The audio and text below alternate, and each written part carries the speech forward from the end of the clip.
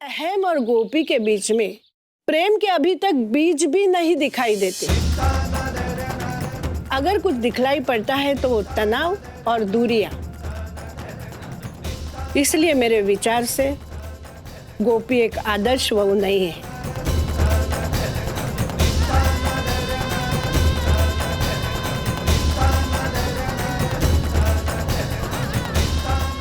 ये घर तेरा है, उसे कैसे चलाती वो तू जाने, लेकिन मैं तेरी माँ हूँ माँ, और एक समझदार माँ अपने बच्चों को कभी गलत राह पर जाते नहीं देख सकती।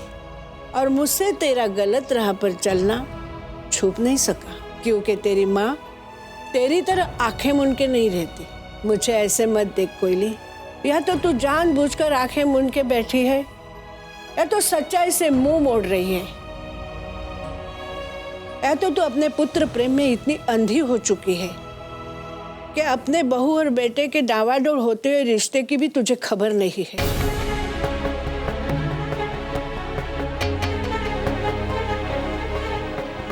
मैं तो ये तक कहूंगी कि उनके बीच अभी तक पति पत्नी का रिश्ता जुड़ा ही नहीं है।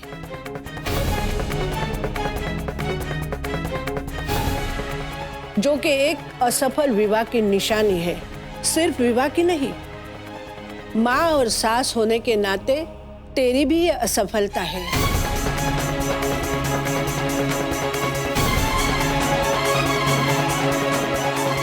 जो बेटा, जिस समय नए रिश्ते जुड़ रहे होते हैं तब उनको जोड़ने में, उनको करीब लाने में उनके बड़ों की एक खास भूमिका होती है। उनके बीच की छोटी बड़ी बाधाओं को दूर करने में उनकी सहायता करना, ये उनका फर्ज होता है। कोयली, मुझे आश्चर्य हो रहा है कि इतने कम समय में जो बात मैंने देख ली, समझ ली, वही बात इतने समय तक तू देखकर भी अनजान कैसे बनी रही? तूने उनको करीब लाने के लिए कुछ नहीं किया। ये बात खास तौर पर तुझे इसलिए कह रही हूँ, मुझे हमेशा यही लगता है कि मेरी बेटी, मेरी कोयली बहुत समझदार है। वो अपनी सोच से भी बहुत मजबूत है। और मैंने जो भी कहा उस पर गंभीरता से विचार करना। હવે હું જમાઈરાજને કહું છું કે આવતીકાલની મારી ટિકિટ કાઢી લે. કાલે મારે નીકળવું પડશે. पर माँ, ना, હવે तू मैंने रोकवानी कोशिश नहीं कर, मैं नहीं रोकूंगी। और ऐसे भी जरूरत से ज्यादा मैं यहाँ रुकी हूँ, और बेटी के घर में ज्यादा रुकना नहीं चाहिए। पर माँ, आप यूं नाराज होकर। ना ना कोयली, भला कोई माँ अपनी लाडली बेटी से नाराज हो सकती है क्या? लेकिन बेटा, तेरी गृहस्थी की नींव को हिलते हुए मैं नहीं देख पा रही। तेरे बेटे और बहू के बीच के रिश्ते में गहरी दरार है, उससे मैं चिंतित हूं। और तुझे इसलिए कहा कि तू ही इस दरार को भर सकती है।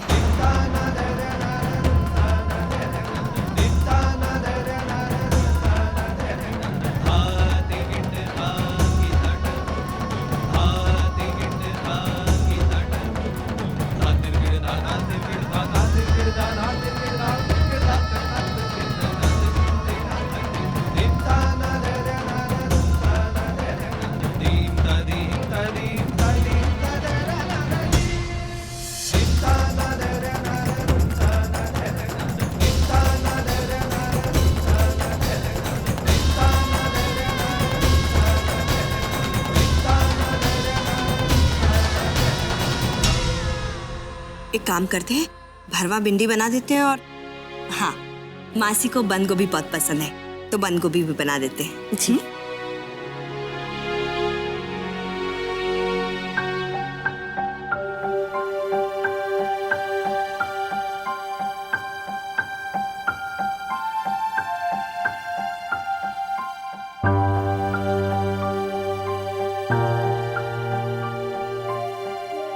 मासी, क्या बात है? आप इतनी परेशान क्यों लग रही हैं? ना बेटा, मैं बिल्कुल ठीक हूँ। एम बात छे ने, काले हूँ जवानी छू।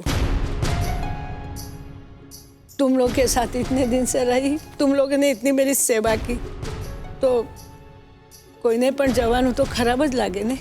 मासी अब आप जा रही हैं? हाँ, कल जा रही हूँ। कल? यूं अचानक? कोकिला को पता है? वो जानेगी तो उसे बहुत बुरा लगेगा। बिछड़ना तो सबको बुरा लगता है, लेकिन मैंने कोयली को बता दिया है।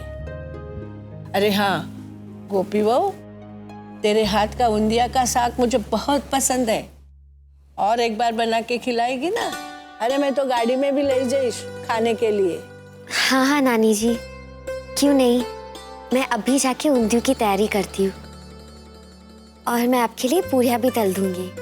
नहीं, पहला तो यहाँ हमारी पास बेसीने बात कर। हाँ गोपी, आओ, तब तक मैं रसोड़े में जाकर ऊंधिये की सब्जी की तैयारियां करवाती हूँ।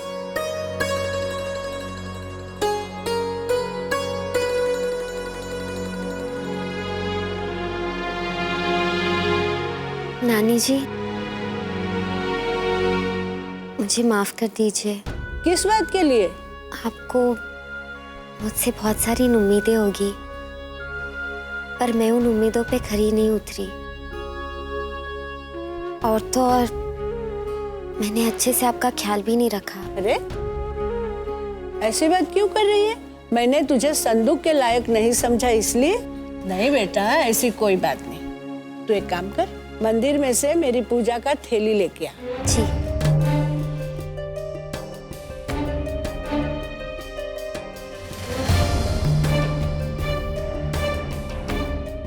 हाँ, मेरे पास आके बैठ। हाँ,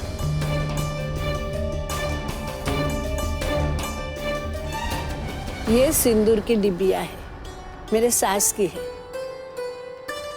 उन्होंने मुझे दी थी, और साथ में ये भी कहा था कि रेवती बहू, इस सिंदूर को मांग में ये समझ के मत लगाना कि ये विवाहित जीवन की निशानी है या पति की लंबी उम्र के लिए जरूरी है, बल्कि ये सोचकर इसका प्रयोग करना कि ये सिंदूर वो शक्ति है जो विवाहित जीवन के ऊंचे नीचे रास्तों में पत्नी को डगमगाने से बचाती है, उसके हर उठाए जाने वाले कदम को ना सिर्फ मजबूत करती है, बल्कि पति के साथ सुरताल मिला के चलने का हौसला भी देती है।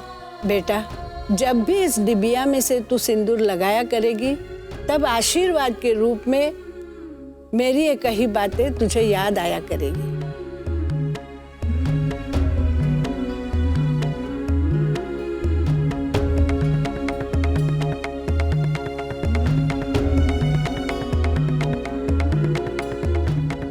गोपी बहू, तू परेशान मत हो, हमेशा इस सिंदूर की शक्ति पर अपना भरोसा कायम रखना, फिर देखना तुझे और अहम को जोड़ने वाली ये डोर कितनी मजबूत हो जाएगी।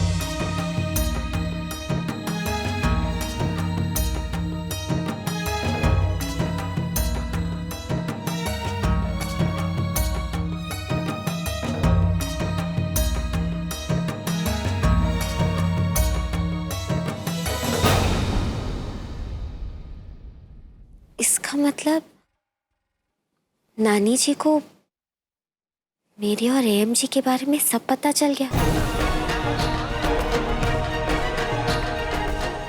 हमेशा इस सिंदूर की शक्ति पर अपना भरोसा कायम रखना, फिर देखना तुझे और अहम को जोड़ने वाली ये डोर कितनी मजबूत हो जाएगी।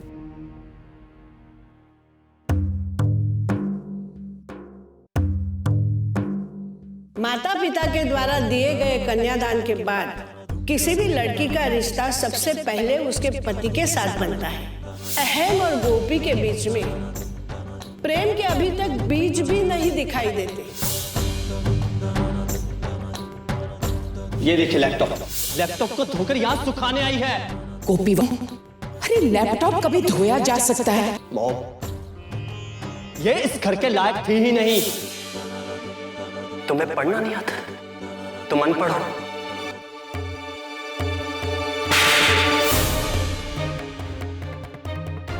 गोपी बहू, मैंने तुमसे जो कुछ भी कहा है वो तुम कहो। लगन के समय फेरे लेते हुए मैंने जो वचन भरे थे, आज मैं उन्हें आपसे वापस लेती हूँ। अब हम पति पत्नी नहीं रहे। अहम दिकरा, मेरी दिकरी किंजल का रिश्ता तय होने से लेकर उसका लगन हो जाए, तब तक इन्हीं शर्तों के साथ तुम दोनों एक ही छत के नीचे जैसे भी चाहो रह लो।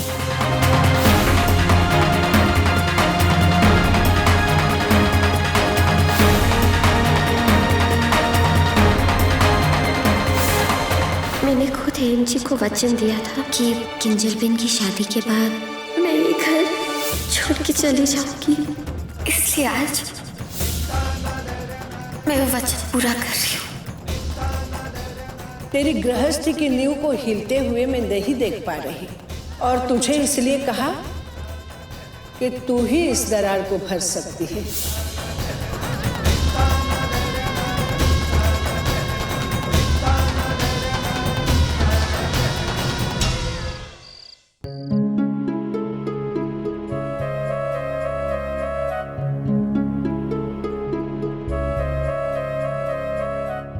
अरे जिगर जी, रिमोट दीजिए, मैं टीवी देख रही हूँ ना।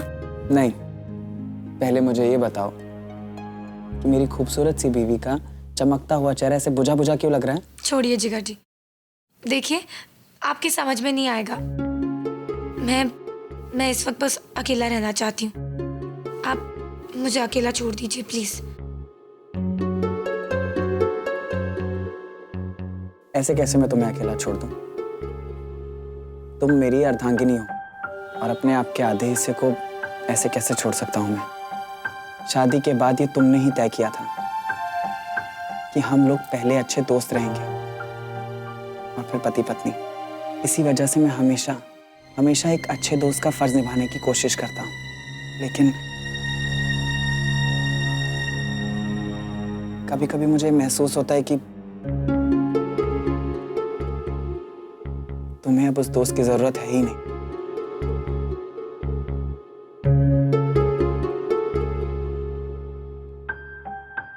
कोई बात नहीं, मैं अपना फर्ज निभाता रहूंगा। अच्छा, अब ये बताओ कि क्या बात है? मैं ये जानना चाहता हूं कि सुबह नानी जी से संदूक जीतने के बाद तुम खुशी से उछल रही थी। उसके बाद जब मैं कमरे में तुम्हें बधाई देने आया तो तुम ऐसे नाराज हो गई जैसे मैंने कुछ गलत कर दिया हो। और इस समय तो तुम मुझसे बात भी नहीं करना चाहती। ऐसा क्या हो गया राशि? तुमने इतना बदलाव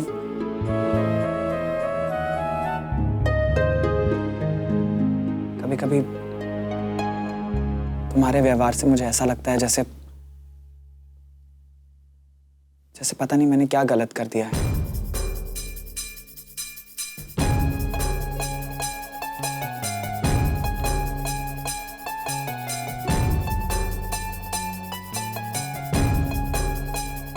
देखिए जिगर जी, इस वक्त आप मेरे बारे में क्या सोचते हैं उसके ऊपर सफाई देने के लिए मेरे पास बहुत कुछ है कहने को। लेकिन इस वक्त मुझे कुछ भी नहीं कहना। बस मुझे अकेला छोड़ दीजिए प्लीज।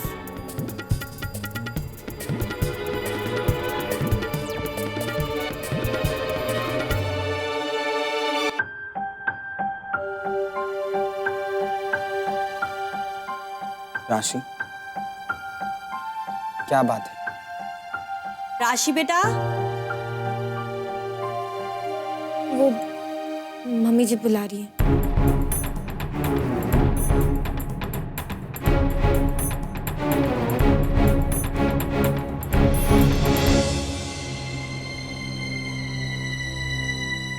जी मम्मी जी।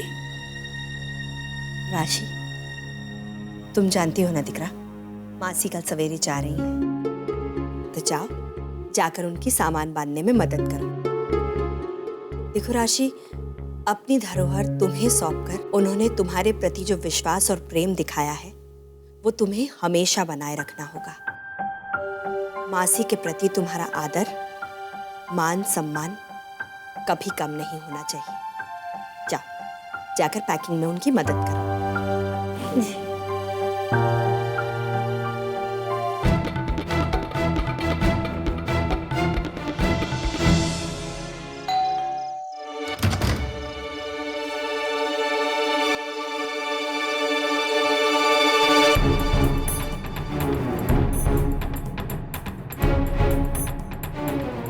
भाई ये कितने की खरीदी कर डाली आपने? किंजल, किंजल दिख रहा?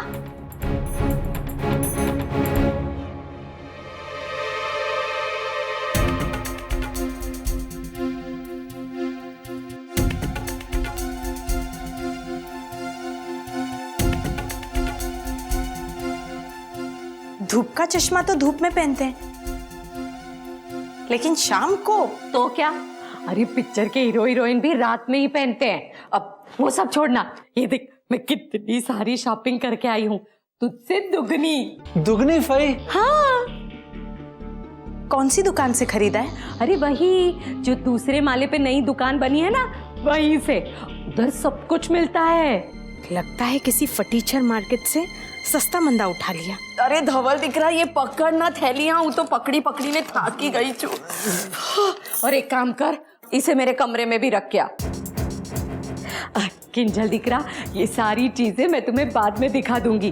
पहले तो तू मेरे लिए गर्मा गर्म मस्त एक कप चाय बना के ला, हाँ, ताकि मेरी थकान दूर हो जाए। चल ना। पर भाई ये तो बताओ कार्ड से कितने की खरीदेगी? अरे डफोट, मैं साड़ियां पसंद करूंगी कि तेरे लिए हिसाब जोड़ती रहूं? पर भाई मुझे पैसे भरने हैं, बताओ तो कम से कम। अब इनके लिए चाय भी बना।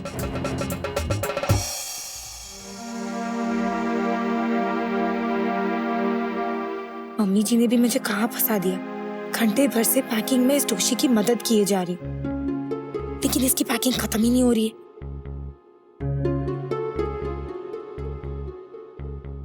अरे राशि बहू, कोयली ने मेरा वो संदूक कपाट के ऊपर रखा है, जरा उतार के तो दे। एक और संदूक?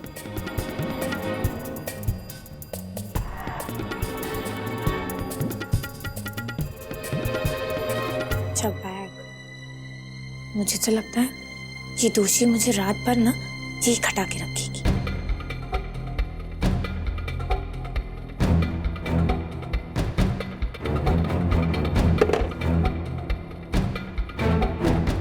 राशि, कुछ सोच, वरना ये नानी के धरोहर का बदला चुकाते चुकाते ना पूरी रात बीत जाएगी।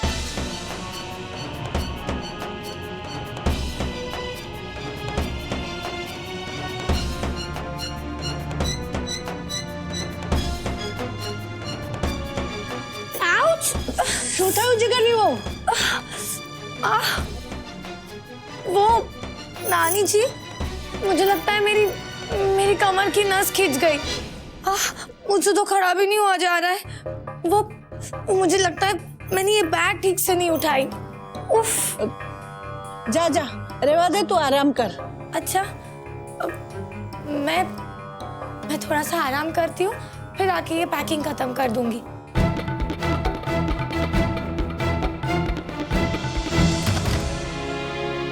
जय श्री कृष्ण अम्बाई।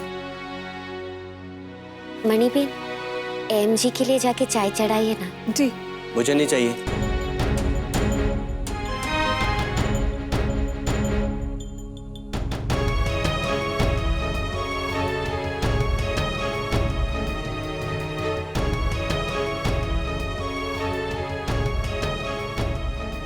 लाइए, आपका लैपटॉप मैं कमरे में रख देती हूँ। तुम्हारा दिमाग तो सही है। तुम्हें कितनी बार कह चुका हूं कि मेरे मामलों में दखलंदाजी मत किया करो। और वैसे भी नानी तो इस वक्त यहां है नहीं, तो ये दिखावा करने की जरूरत क्या है? इसे तो तुम हाथ भी मत लगाना, समझी? वैसे ही मैं देख चुका हूं कि कैसे तुमने इसे कपड़ों के साथ सुखाने के लिए डाल दिया था, और तुम्हारी समझ का क्या? हो सकता है इसे इस बार वॉशिंग मशीन में ही डाल दूं धोने के लिए। नहीं एमजी, अब इतनी बड़ी गलती मुझसे दोबारा नहीं होगी।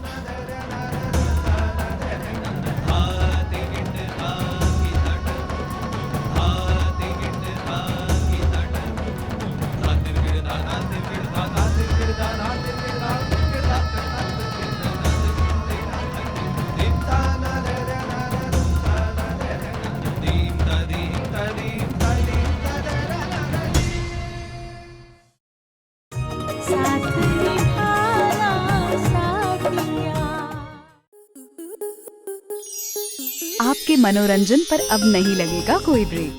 स्टार प्लस के बेहतरीन शोज देखने के लिए लाइक, शेयर और सब्सक्राइब करें स्टार प्लस यूट्यूब पेज को।